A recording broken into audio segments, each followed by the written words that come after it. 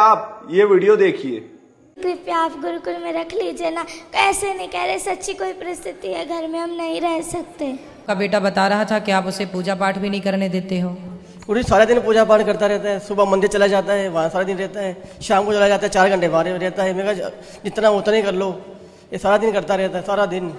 भगवान को भी गालियां देते हैं ये। कौन? ये दोनों। कौन है ये दोनों? माता पिता। आपके माता पिता संतों को गालियां देते हैं? हाँ, भगवान को भी देते हैं। भगवान को भी क्यों गाली देते हो? संतों को प्रेमानंद जी महाराज को इतनी गालियां देते हैं कि ये कहाँ से आ गया पागल, इस तरह गंदी गंदी गालियां देते हैं। गुरुजी प्लीज रख लीजिए ना दास। नहीं, हम रख लेंगे। क्यों गाली देते हो संतों को? मैं तो नहीं देता गुरुजी, ऐसे ही बोली जा रहा है। ये माँ तो मना कर रही है आपकी। पढ़ाई छोड़ देने जो इसको बोलते हैं भाई है? ये पढ़ाई छोड़ दी है ना, जब इसको बोलते हैं हम भाई बेटा पढ़ाई क्यों छोड़ी तू। हाँ, तो पढ़ाई आपने क्यों छोड़ी, अब ये बताओ। मैंने इसको ऐसे बोला था बेटा तू 10वीं कर ले, जब मर्जी तू जय वृंदावन में जाके तुम्हारा एडमिशन करवा लेना। ठीक है। बस ये बात कही थी इसको। ये ना 6वीं क्लास पूरी भी नहीं की है अभी भी, और इसने छोड़ दी पढ़ाई। बात कराओ। पूछो इसको। भक्ति करना बहुत अच्छी बात है, लेकिन अपना कर्म भी तो जरूरी है ना बेटा। पढ़ाई लिखाई भी जरूरी है।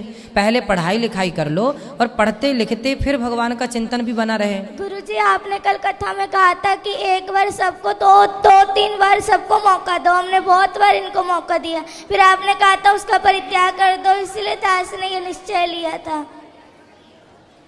कि दोनों बहुत ऐसे। माँ बाप को त्यागा नहीं जाता, माँ बाप को त्यागा नहीं जाता बेटा। ऐसे माँ बाप भी तो होने चाहिए ना जिनके ऐसा थोड़ा। तो ये माँ बाप अच्छे नहीं हैं? ये ना संतों दास को जो मर्जी कह दो, पर संतों को कुछ ना कहो। वाह। बच्चों को गुरुजी पढ़ने के घर लिए। में मांस मदिरा खाते, तकलीफ तो आपकी माँ भी मांस खाती है? तो सब खाते हैं घर में सारे। पूरा पूरा पूरा घर बदबू बदबू से हो जाता है।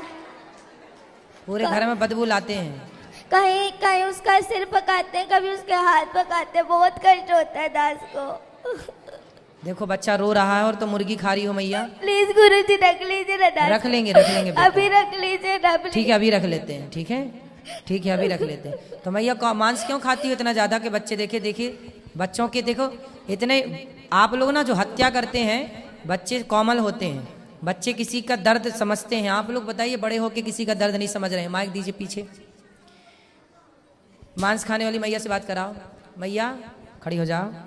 हाँ जी। क्यों इतना मांस खाती हो कि बच्चे देखिए कितना उनको मन में कितना बैठा हुआ है डर। गुरुजी क्या करे, घर में जो खाते हैं सभी खाते अरे तो हैं। सास ससुर भी खाते हैं। अब ये जो है घर में स्थिति है वही चलेगी। तो सब मूर्ख हैं तो तुम भी मूर्ख रहोगे। गुरुजी ये कहते हैं कि है ना नरक भोगना तो भोग लूंगी, पर मैं मांस खा के रहूंगी। पर ये है कि है ना, ये कहते हैं कि है ना तू जो मर्जी कर लेंगे, जो मर्जी मुझे कहते मैं खाऊंगी, तू क्या कर लेगा? तेरा जिस मर्जी के पास ले जा, पर मैं तुझे कहीं मैं छोड़ूंगी नहीं कभी। इसलिए गुरुजी, इसलिए दास ये पूरा रात को दारुआं पी पी के आते हैं। बहुत पूरा कमरा बासता है। 3 कमरे हैं नहीं घर में, 2 ही कमरे। इस कमरे में दादाजी पीते हैं, इस कमरे में ये, तो बहुत गंदा लगता है। एक कमरे में दादाजी पीते हैं, एक कमरे में पिताजी पीते हैं।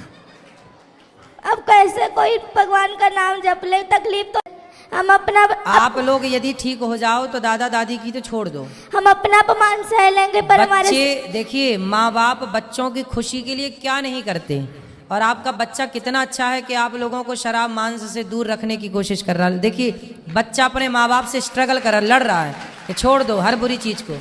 और आप लोग आपके घर में कोई संत का जन्म हुआ, वो संत भाव में है, और आप लोग समझ नहीं रहे। पता नहीं कौन से राक्षस हैं आप लोग। गुरुजी वो जो इन्होंने, मैंने हमेशा कहते पिताजी छोड़ दो ये पाप है, तो कहते तू मुझे आदेश देने वाला कौन है? तो मैं तुझे आदेश दूंगा, तू थोड़ी दे सकता है मुझे आदेश। मतलब बाप हो तो बेटा सही भी बताएगा तो आप उससे गलत सिद्ध कर दोगे। अरे भाई बाप हो पर हो तो गलत ना। बाप हो पर बाप होकर भी तुम्हारी जितनी बुद्धि उसके पास है उतनी तुम्हारे बाप के पास नहीं है बुद्धि। तुम्हारा बाप भी अनपढ़ मूर्ख एक नंबर का जो शराब पीता है। गुरुजी सारे घर में बड़े पिताजी नीचे से लट्टू होकर के गिर के नालियों में पड़ के आते हैं। बहुत गंदा लगता है दास को।